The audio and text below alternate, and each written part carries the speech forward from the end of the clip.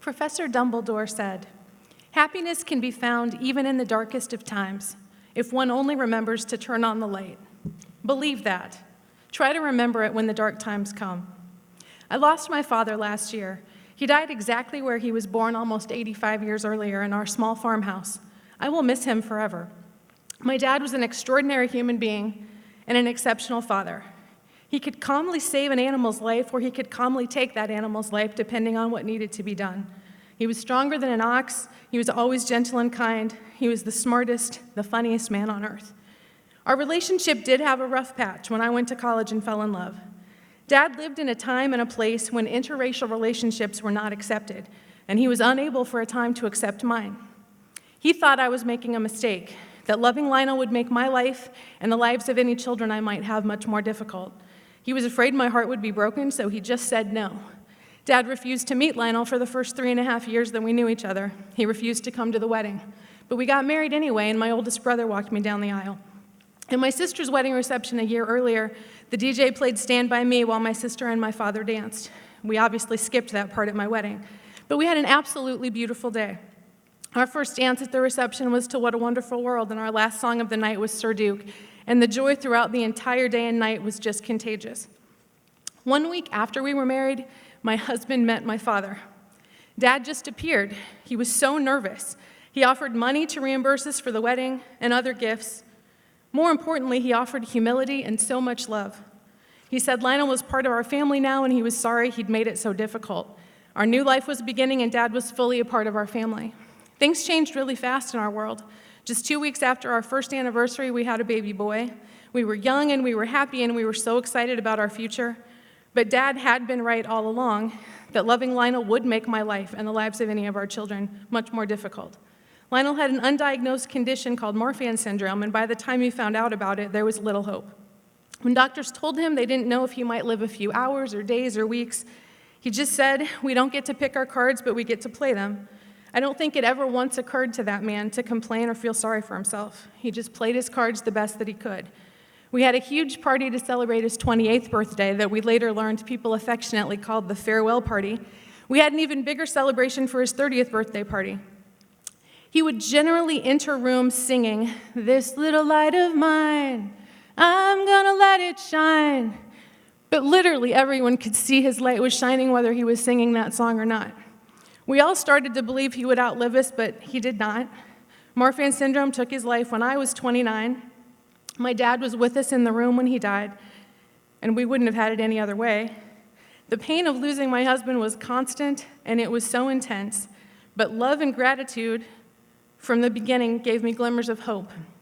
3 weeks after I was widowed, I gave birth to our second child, and I promised both of them that I would do everything I could to make them reasonably happy children and to make them feel connected to their father. The first thing that came to mind was baseball, which was Lionel's true love. He wore a Cubs hat literally everywhere, and I turned them into a quilt for the children a long, long time ago. He also listened to or watched every Cubs game of his life, I believe. The last Cubs game that he was able to see was on July 3rd, 2000, when John Lieber pitched a complete game shutout and the Cubs won. Because of love and gratitude, my son wanted to thank John Lieber for winning his dad's last game, because he took great comfort in knowing that the W flag was flying when his father died. So my son sent a letter to John Lieber thanking him, and John Lieber invited us to Wrigley Field to spend the day in the dugout, to meet all the players, to have a great time, to do batting practice with the team. It was one of those things that I'll never forget. It was one of the greatest days of their lives, and it was all because of love and gratitude. I kept my promise to take good care of those kids. I made sure they were reasonably happy. For many years, we went to see Cubs games every year on their birthday. Those particular kids share a birthday 5 years apart. We were actually so happy that we found room in our lives to love someone else. Years later, unexpectedly, I fell in love again. Anthony caught my eye because he's traffic-stopping attractive, but he's also ridiculously smart, and he seemed like the kind of person that would be good to and for my children. And he was. I had the courage to ask him to lunch, and 5 years later, we were married. My dad got the chance to walk me down the aisle at the age of 76, and he got to dance with me to the song Stand By Me at the reception. His health began to fail at about that time, and it never improved again. But he hung in there for a while. because it turned out, even though we were old, Anthony and I had a surprise baby. And Dad firmly believed that all of his grandchildren should have the chance to know and remember him. So he was tired and he was suffering, but he hung in there until he was sure Michael was old enough to remember him. He also hung in there during my first judicial race to encourage me. But after that loss, he was ready to start letting go. My dad was with me in the room when I gave birth to all 3 of my children, and he was with them every step of their lives until he passed away.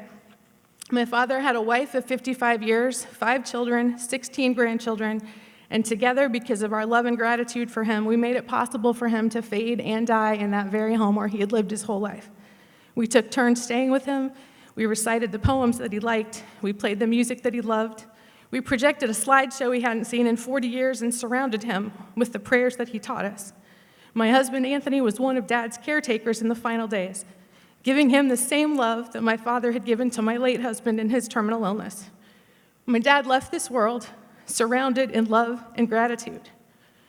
And that is my message to you. That is where I find light. I find the light in the love and in the gratitude.